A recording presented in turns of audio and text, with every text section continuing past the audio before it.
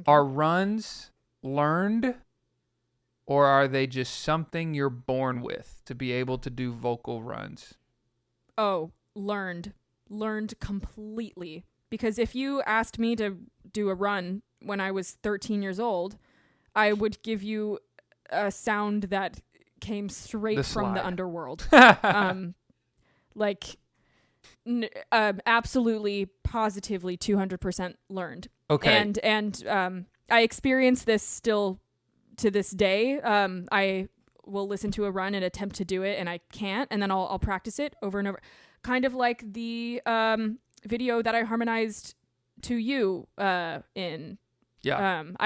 When I first heard that, I was like, whoa, that's really ridiculous. And I tried doing it, and I was like, I couldn't do it. And then I practiced it over and over again, and then eventually I was able to do it. So yes, runs. I am a firm believer that they come. Here's with the practice. argument. Here's the argument, though. When I say that to people, they're like, well, of course you can do the run after you practice because you have the natural ability that it takes to be able to run. And that's what I'm like, all right, well, I'm stuck here.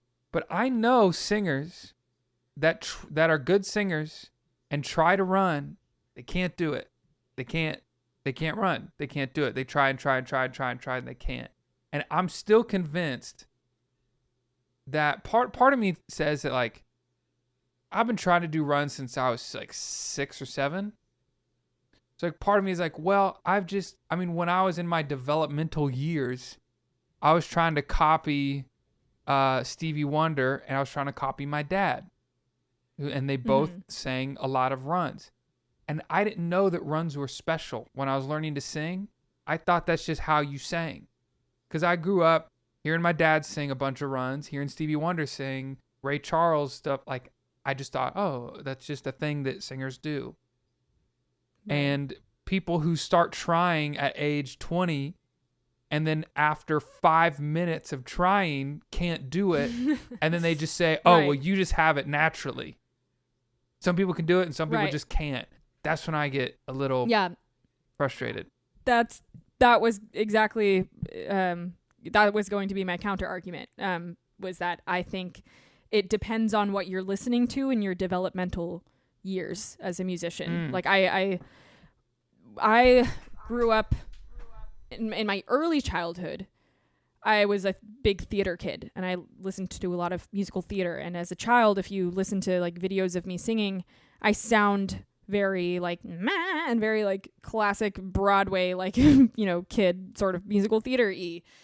And when I grew up a little bit, like maybe my tween years, I started digging really deep into like Aretha and like, I don't know, listening to more like Beyonce and stuff. And I was like, I really like this, this is the kind of music that I want to be listening to more. And I would try to like emulate them, and I would sing along, and I would listen to it, and it would just sort of soak into my brain.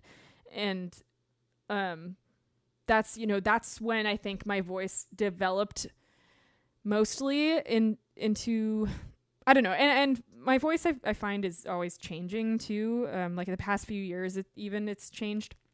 But like that was a big developmental time for my voice, was like my tween years, and that's when I sort of started experimenting with runs and riffs and everything.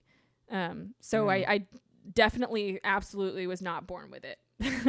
Yeah. I think it was a thing that just developed over time and lots of time and practice and practice and practice. I agree with you.